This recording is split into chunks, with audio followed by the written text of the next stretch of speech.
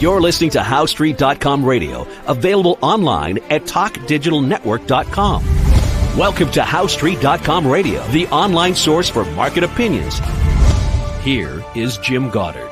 My guest is Bob Hoye, market historian and chief investment strategist for chartsandmarkets.com. He's speaking to us from Vancouver. Welcome back to the show, Bob. Yeah, hi, Jim. Always good to be with you and with our listening audience out there. Yeah. We'll take a look at a listener question from Michael. Hello, Bob and Jim. Market Watch headline, Fed's Powell says stocks are fairly highly valued. Bob, I'm confused. I understand that stocks can be fairly valued or highly valued, but how can they be fairly highly valued? Bob, is this an example of Fed speak? If so, can you please translate? Good eye. Good eye, Michael. Yeah, that, I think, well, you can say highly valued, but that's too risky for the central banker to state, so he said he modified it with only fairly highly valued.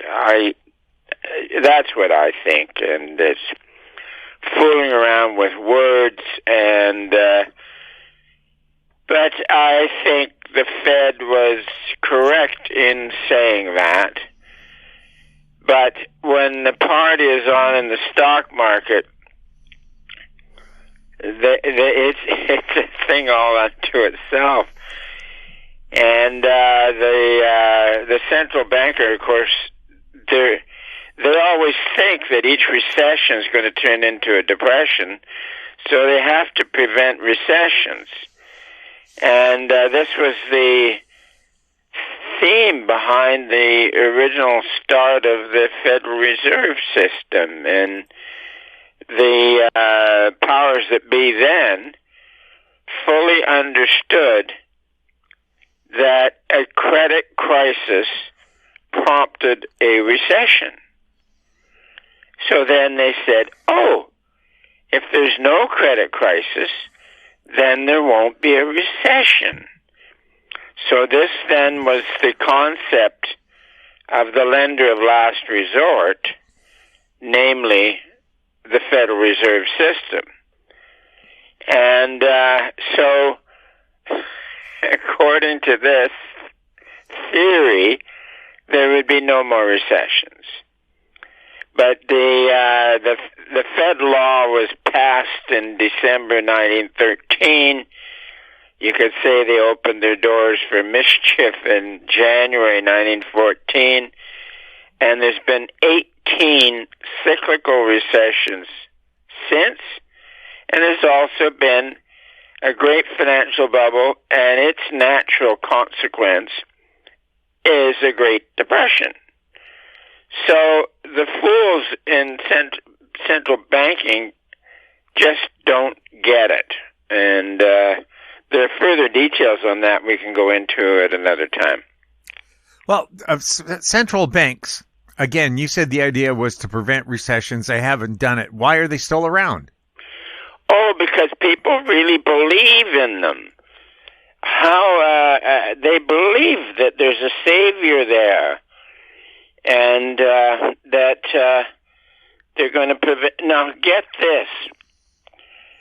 You can have in the financial markets a very hard hit to the stock market. And typically they happen in the fall.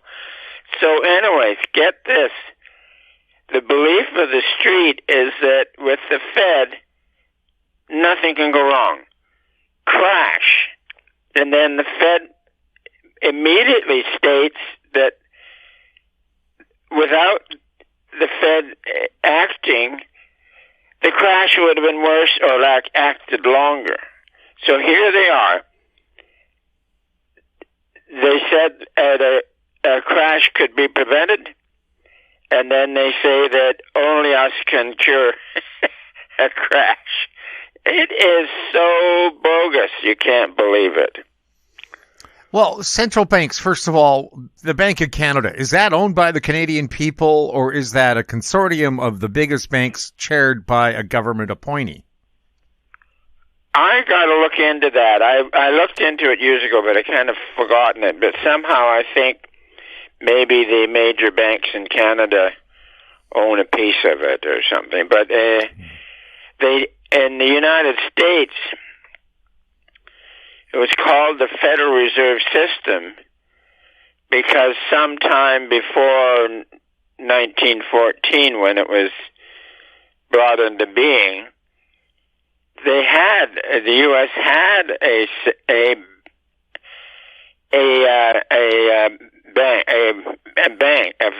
central bank, and it was such a disaster that that's why they came up with the name Federal Reserve System.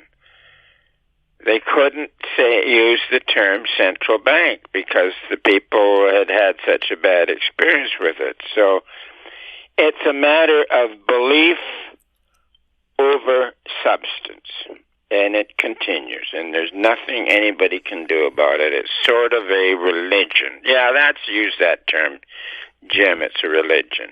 So the bank's thoughts and prayers are with us. Yeah, but if you're a head up of a big bank, and in the old days, before the Federal Reserve or the Bank of Canada, there was a built-in caution.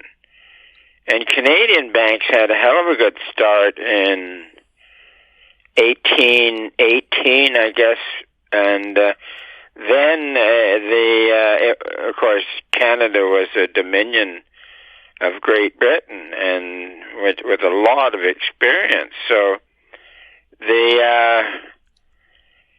it was a sound currency, and the intentions were to keep it sound, like it was convertible into gold. And then came the mania to have a central bank, and we have in the Bank of Canada, and in the U.S. they didn't want to call it a bank, so they called it the BS Federal Reserve System. So it's all bogus nonsense. We'll take a look at some of the headlines that caught Bob's eye right after this. Don't miss out. Stay informed. Receive the HowStreet.com weekly recap with thought-provoking podcasts, radio, and articles delivered to your inbox. Sign up for the HowStreet.com weekly recap on our homepage at HowStreet.com. Welcome back. We're speaking with Bob Hoye. Headline from Zero Hedge. Rothschild family exploring sale of their stake in The Economist magazine. Oh, yeah. The Economist magazine. I think it started around 1848 in there. And, of course, my historical research, was grabbing headlines from then The Economist. And it was a very sound publication for a long time until the Keynesian Economist got in there, and then it's just published garbage ever since. So, yeah, and but that now also there was another part of the question that we should cover. And that is? Treasury Secretary Beeson unveils $20 billion bazooka to try and stem Argentina's financial crisis. And then Michael asked, Bob, I'm overwhelmed. How many bazookas will the U.S. government and the Fed need to get us out of the next financial crisis? Here's a good one. And will it be safe to invest in financial bazookas? Oh, yeah. Got to have a financial bazooka. But thanks for your question. Yes, and Argentina always seems to be in a financial crisis. Some countries and they really don't like the U.S. dollar, and they're fooling around with imagining this BRICS alternative currency. And people don't really understand that in a post-bubble world, the senior currency, and my favorite way to phrase it is, becomes chronically firm. And you'll have the embarrassment of the Federal Reserve unable to depreciate its own currency. So I think that what makes the senior currency firm in a major Great Depression is that during the bubble, most of the debt floated on the mania is due and payable with dollars into New York City. In the 1800s, it was pound sterling due and payable into London when it was the financial center. So this then has everybody, miscreant countries and private investors, scrambling to sell something to get their hands on a U.S. dollar to meet their financial obligations in New York. So I love the idea. First of all, the pattern is there and repeated. And then when I came up with the explanation for it, I kind of like it. So we're looking for eventually a firming U.S. dollar. Now, recently, it has been bombed and technically oversold on Ross's charts. And it's held for a few weeks here. And if it holds for, let's say, another 4 weeks, I think then it'll help build a platform for for the next longer rise. And it's a fascinating game to watch the senior currency. Now, there's noises about the Chinese renminbi or yuan replacing the U.S. dollar as the reserve currency. Is it anywhere close to that? No, it's a joke. Absolute joke. One, China is still communist. It's still headed by an authoritarian government in Peking. And the global markets decide the financial center. 2,000 years ago, you could say it was Rome. And then Rome fell apart by 3rd, 4th century, and eventually it was very prosperous city-states such as Florence. And that's where their gold coin was called the florin, and that was a standard for a long time.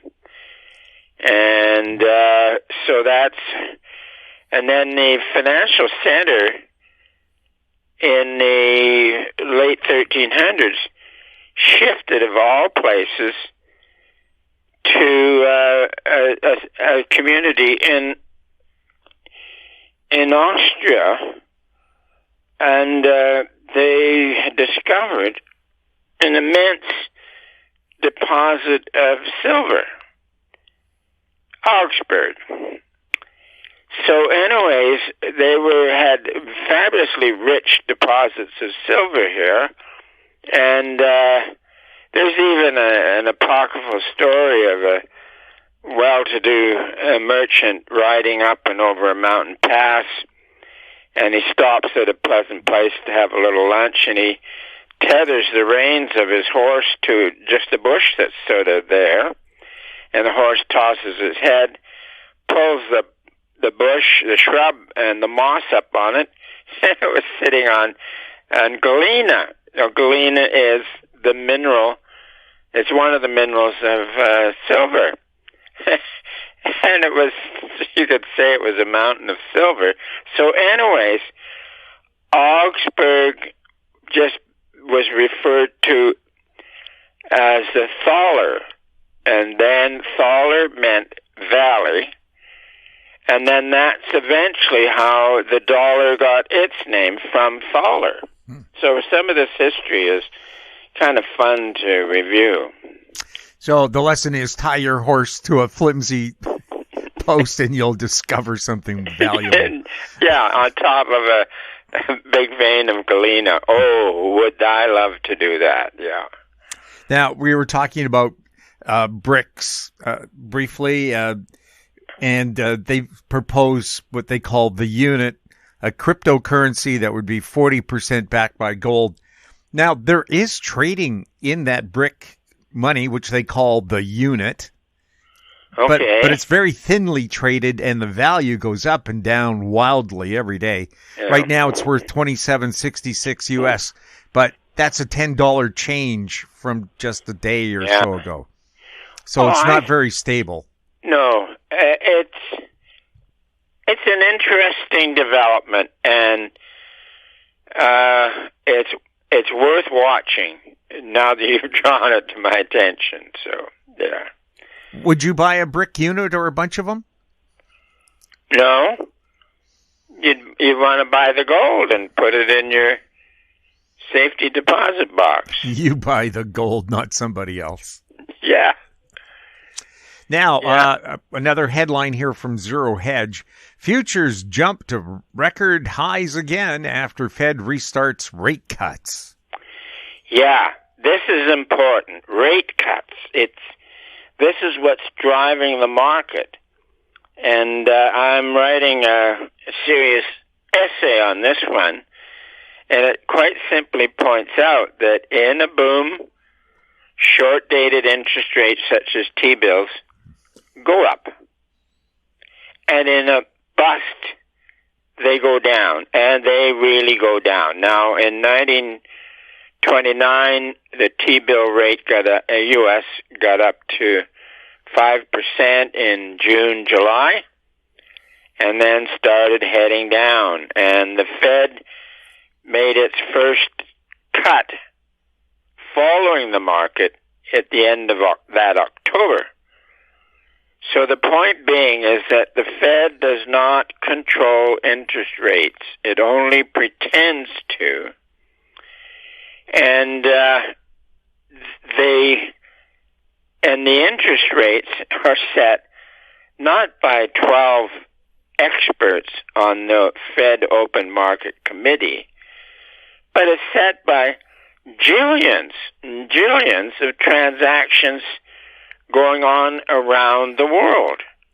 And even people who are not transacting something, it goes into the mix as well. So the idea that 12 experts can set interest rates is just a fantasy. And that the interest rates are set around the world. So, yeah. Well, Bob, people expect mortgage rates to go down if the central bank rate goes down, but mortgages aren't set there, are they? No. The long end does not necessarily follow what's going on in the short end. So T-bills, they've come down enough to look at, but not set the downtrend yet. So we're watching for the downtrend in T-bills to confirm that we're going into a contraction. And then also silver is a very interesting item. Now, the silver bugs all go on. They look at supply, demand. And, yeah, you can show that every year there's a physical shortage of silver. But they don't see silver as a financial metal. And in a boom, silver goes up relative to gold, which it has been doing. And then in the bust, silver falls relative to gold, which is no trend change yet. So it's an item that we follow. The gold silver ratio. It's a good one to follow when you're thinking a major change is hand. And of course, we'll keep our listeners posted. From Zero Hedge, U.S. is once again the world's most expensive stock market. Yeah, that's just a nice, big, bold statement on most expensive. That would mean on a relative basis. Now, there's a guy who provides outstanding long-term charts, Ron Grease. It's stock charts, and he's got one where you take the S&P. I think he starts at 1915, and he deflates it by the average wage. So it ends up being the number of hours the average person has to work to buy a unit of the S&P. And it's got it since 1915. Of course, you had it zooming up to a pretty good high in 1929. And where it is now is units and units above that. Just absolutely insane. And I think it's a good measure. How many units does the average wage buy in the S&P? And it is horrendously expensive on this measure. Durable goods orders rebound bigly in August, according to Zero Hedge. Yeah, I used that one because of the bigly. I thought, what fun to craft a headline with bigly in it. So, yeah. Does that mean people have faith that they're still going to have jobs and their economy's doing well if they start buying durable goods? There was a burst of something going on. Well, according to Breitbart, new home sales in the U.S. unexpectedly have soared 20%. Yeah, okay, there's another example where suddenly something comes in that's very positive. Bob, always fun chatting with you. Yeah, we had some fun today, Jim, and look forward to next week. My guest has been market historian Bob Hoye. He's the chief investment strategist for chartsandmarkets.com. If you have any questions for Bob, you can send them to info@housestreet.com. Our YouTube channel is Talk Digital Network. Find us on X @House Street. We're also on Facebook. I'm Jim Goddard. Thank you for listening. Comments made on HoweStreet.com radio are an expression of opinion only and should not be construed in any matter whatsoever as recommendations to buy or sell any financial instrument at any time. Available online at TalkDigitalNetwork.com. HoweStreet.com radio is a production of House Street Media Incorporated.